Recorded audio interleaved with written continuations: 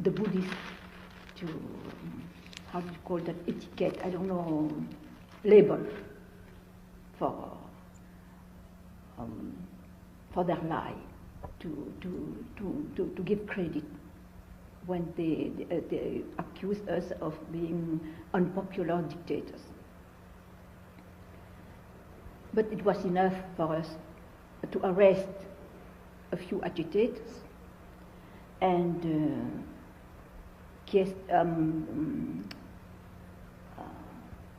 asking the United Nations to send an investigation team and pricked Buddhist balloon went flat.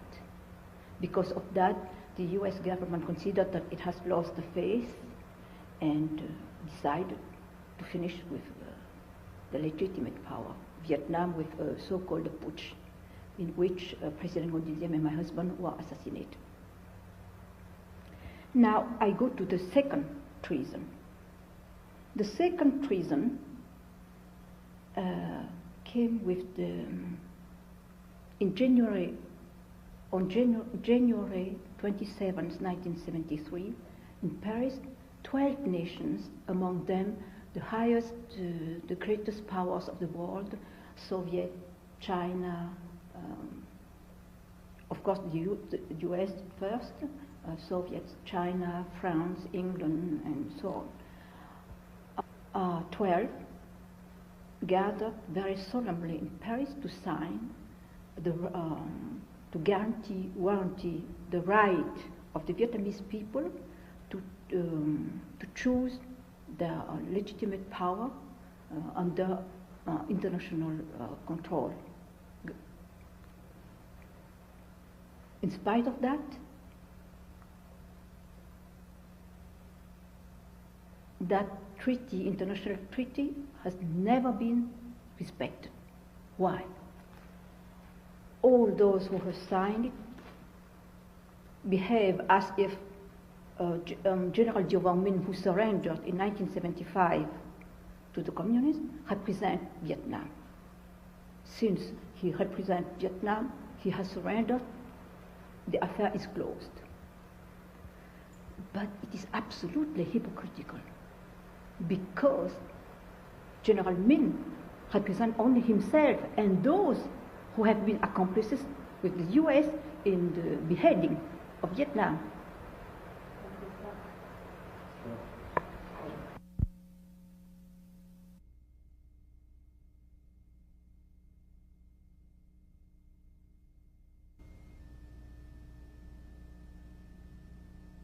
Take 5, roll 3. Since the International Treaty of Paris has no other purpose than to assure to Vietnam as a whole, North and South, its right to recover under international guarantee its legitimate power, the Paris Agreement cannot therefore serve as an alibi for another treason. And that treason is to take General Minh as our representative, while he is not. And this double treason is covered by the show of guilt complex.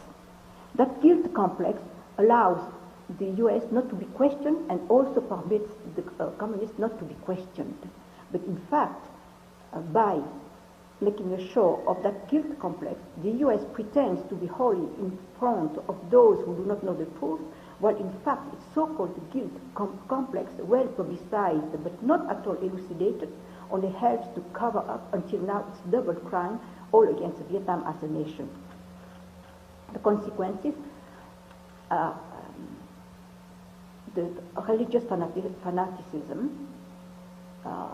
In 1965, when the Buddhist affair went off US hands, one of the golden boys of the US went with American planes, bombs and all those things, and smashed the pagodas. After that, of course, the US was convinced that any religious fanaticism can be treated in that way.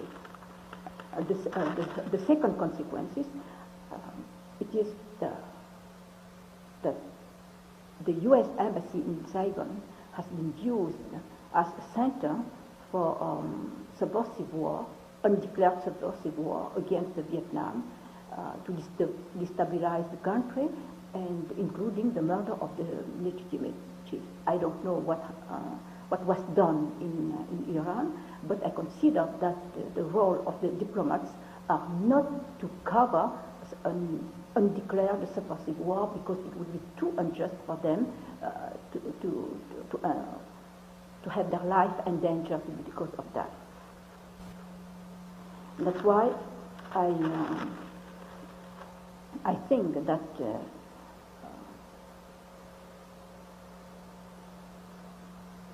when I hear now that never again what? Never again, that means that the embassies cannot be transformed like in Vietnam, in vice versa,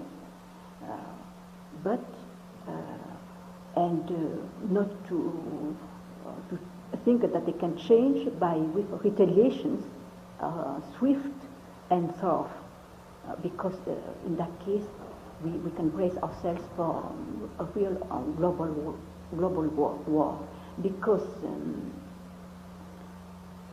whoever can do that, use an embassy for a center of subversive war, but not the U.S., because you have consecrated your dollars to God. In God we trust. So as soon as the U.S. is incoherent with itself, it will receive immediately the consequences. So now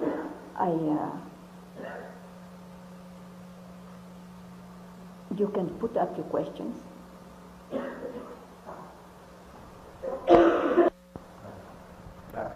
Take 6. Madam, the period between 1950... Take 6. Madam, the period between 1954 and 1963, during which Lyndon CM was head of government, can you tell us a little bit of what he was like? Can you characterize him and say maybe if he changed during that 9-year period? Oh, he has never changed. To characterize him, I can say that he was a just man, like in the Bible. That means he could err, but he always wanted to make amends immediately. And that's why I consider that it was a crime from the West to have condemned him, to have killed him, without giving him the opportunity to even answer, to speak. Because at that time, you do not know that thing. He asked, but what's wrong? What would you like me to do? And you know what was said to him? The first ambassador, Ambassador Nolte, was dismissed in an impertinent way, because he did not go along with the methods of the U.S. embassy at that time. He was replaced by another one. That one, at the question of President Diem, asking, what's wrong? What must I say? Must I do? Just say, nothing. Just keep quiet. Don't say anything. All this is mounted by the press, by the media. Leave us, we shall arrange it. And it is just for him to keep quiet and to be murdered, to be stabbed in the back without speaking. What about your early impressions of the Americans? When they were first there, did you feel they knew what they were doing? My first impressions of the Americans, at first I was very, how do you say, bien intentionné, means I have the best prejudices for them. I consider that they are genuine people, and with whom one can get along very well. There is no problem.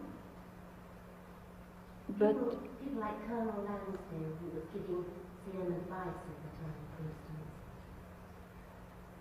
Yes, Colonel Lansdale, I must say that I don't know him very well. I don't know him very well. I met him a few times, but I think that really for the President Godinzier